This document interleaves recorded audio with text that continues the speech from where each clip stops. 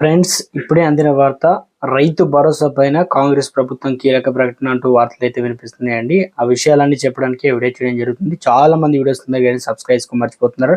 దయచేసి ఈ channel subscribe చేసుకొని బెల్ ఐకాన్ ఆల్ పెట్టి యాప్ చేయండి. ఇటువంటి ఇంపార్టెంట్ ఇన్ఫర్మేషన్ మిస్ అవ్వకుండా మీ ఫోన్ నోటిఫికేషన్ రూపంలో వస్తుందండి. చాలా మంది చూస్తున్నారు కానీ లైక్ చేయలేదు. దయచేసి లైక్ చేయండి. ఇన్ఫర్మేషన్ అందరూ రీచ్ చేసిన వారు మనం.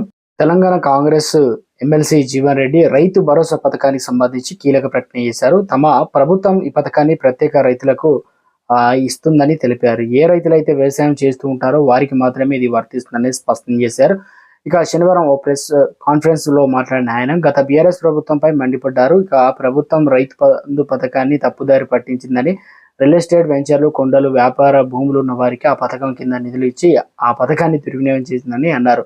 తెలంగాణలో కాంగ్రెస్ ప్రభుత్వం ప్రజల డబ్బులను వృధా చేయదు. గత ముఖ్యమంత్రి కేసీఆర్ చేసిన తప్పులను మా ప్రభుత్వం కట్టించేయదు. మా ప్రభుత్వం భూములు సాగు చేసే రైతులకు మాత్రమే రైతు భరోసా ఇస్తుందని మంత్రి అన్నారు. కాంగ్రెస్ నేత జీవన్ రెడ్డి చెప్పిన దాంట్లో నిజం కూడా ఉంది.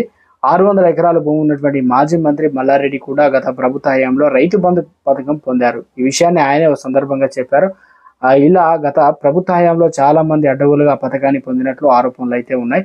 అందుకే కాంగ్రెస్ ప్రభుత్వం అన్ని లెక్కలు వేసుకొని మనీ పంపిణీ అయితే చేస్తుంది. ఇక కాంగ్రెస్ ప్రభుత్వం రైతు భరోసా పథకాన్ని ఇంకా ప్రారంభించలేదు. రైతు బంధు కింద నిధులు ఇస్తుంది. ముందుగా 5 ఎకరాల లోపు రైతులకు మనీ ఇచ్చింది. ఆ తర్వాత మిగిలిన రైతులకు ఇచ్చేందుకు ప్రయత్నిస్తుంది. ఇలా నిధులు జాగ్రత్త పంపిణీ చేస్తుంది. దీనిపైన ప్రజల నుంచి కూడా కొంత పాజిటివ్గా రెస్పాన్స్ వస్తుంది. అయితే పథకాల్లో అమల్లో జాప్యంతో మాత్రం కొంత వ్యతిరేకత వ్యక్తం అవుతుంది.